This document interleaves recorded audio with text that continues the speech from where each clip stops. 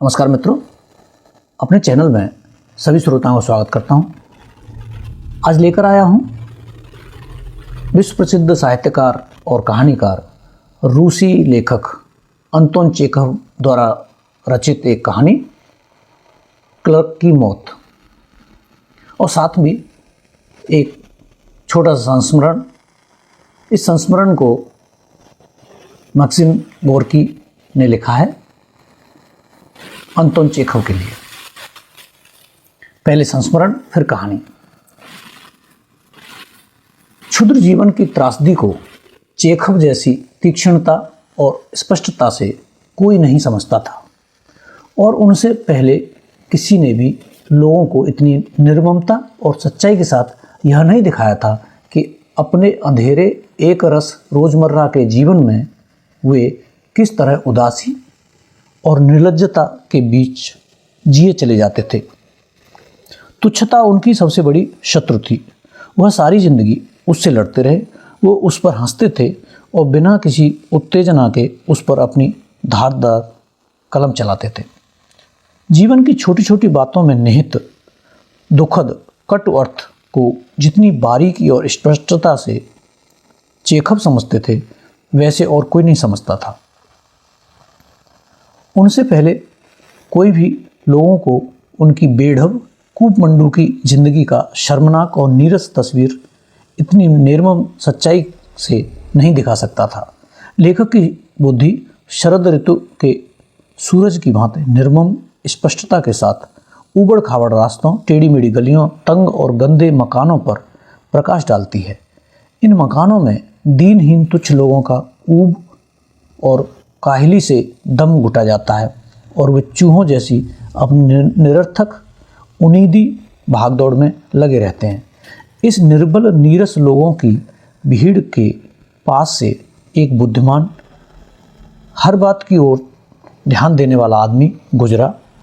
अपने देश के इन नीरस लोगों को उसने देखा और उदास मुस्कान के साथ मृदु किंतु गहरे उल्हाने के स्वर में चेहरे पर और मन में निराशामय विषाद लिए अपनी सच्चाई भरी सुंदर आवाज में उसने कहा, कैसी भोंडी जिंदगी है आप लोगों की। ओछी जिंदगी से चेखव की शत्रुता थी। वह सारी उम्र उससे संघर्ष करते रहे, उसका मजाक उड़ाते रहे, अपनी तेज लेखनी से उसका पर्दाफाश करते रहे।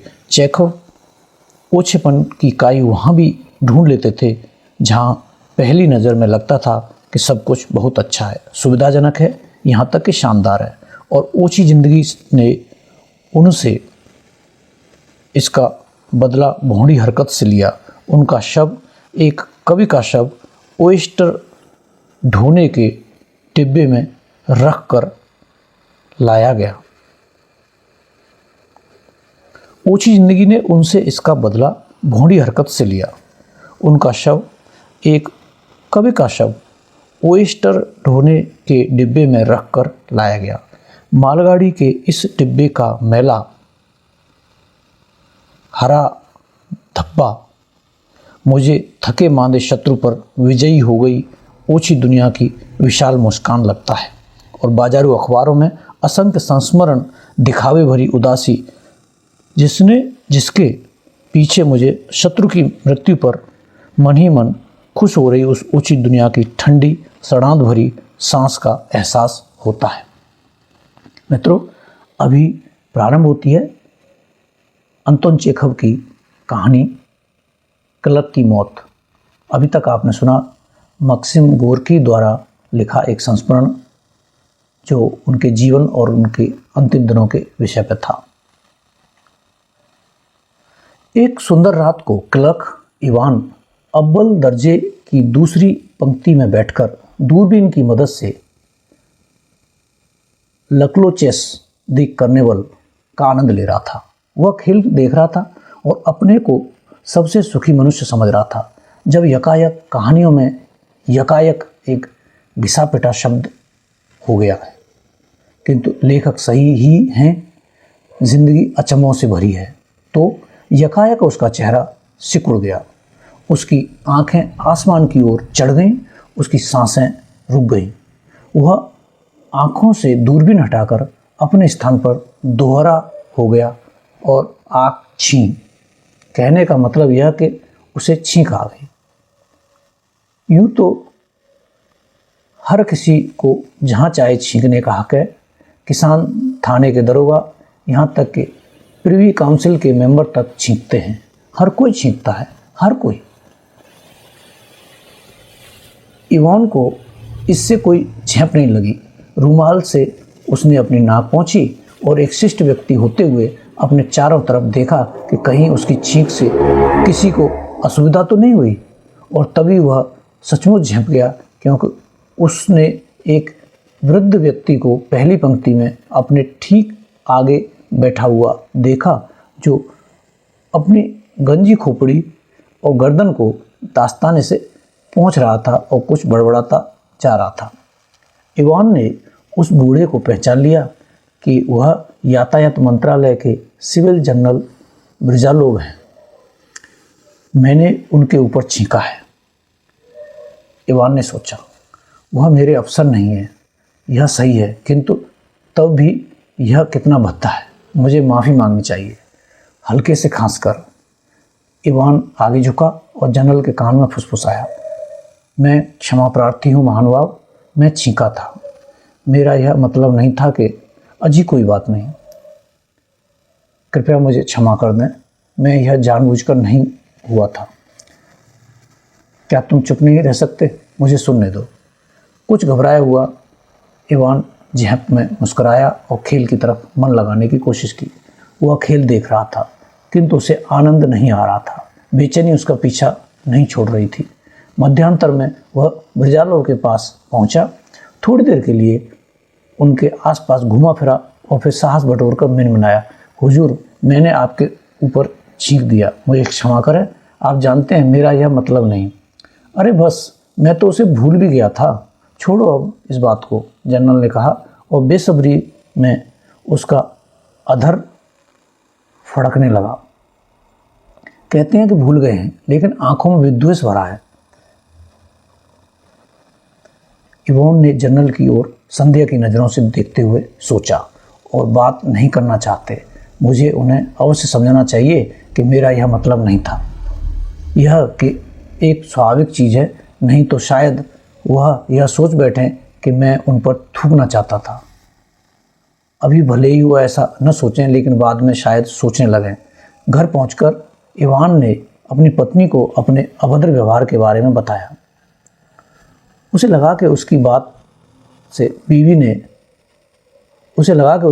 ने इस घटना की बात बड़ी बेपरवाही से सुनी। पहले वह सहम गई, पर यह जानकर कि ब्रिजालोव पराया अफसर है, निश्चिंत सी हो गई। लेकिन मेरा ख्याल है कि तुम्हें जाकर माफ़ी मांग लेनी चाहिए, उसने कहा। नहीं तो वे सोचेंगे कि तुम्हें भले आदमियों में बैठने का शऊर नहीं है। यही तो मैंने माफ़ी मांगने की कोशिश की थी, पर इसका ढंग ऐसा अजीब था, कोई फ़ायदे की बात ही नहीं थी। फिर वहाँ बात करने का मौका भी नहीं था।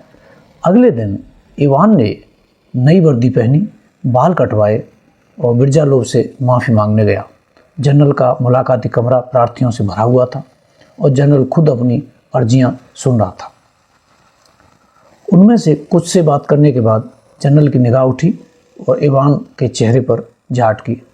हुजूर, कल रात आर्केडिया में, अगर आपको याद हो, क्लर्क ने कहना शुरू किया, मुझे छींक आ गई थी और ऐसा हुआ, मैं क्षमा चाहता। उफ, क्या बकवास है, जनरल ने कहा और दूसरे आदमी की ओर मुड़ा। मेरी बात सुनते नहीं, डर से पीले पड़ते हुए इवान ने सोचा। इसका मतलब है वह मुझसे बहुत नाराज़ हैं। बात यहीं ख़त्म नहीं की जा सकती। मुझे यह बात उन्हें समझा ही देनी चाहिए। जब जनरल अंतिम प्रार्थी से बात करके अपने निजी कमरे की ओर जाने के लिए मुड़ा, इवान उनके पीछे भिनभिनाता हुआ जा पहुंचा। हुजूर, मुझे माफ़ करें, हार्दिक पश्चाताप होने के कारण ही मैं आपको कष्ट देने का दुस्साहस कर पा रहा हूँ। जनरल ने रुआंसा चेहरा बनाया, हाथ मिलाया। तुम तो मेरा मजाक उड़ा रहे हो जनाब, कहकर वह दरवाजे के पीछे छिप गया। मजाक? इवान चेरेव्कोव ने सोचा। मुझे तो इसमें कोई मजाक की बात दिखाई नहीं देती। जनरल हैं पर इतनी सी बात नहीं समझते।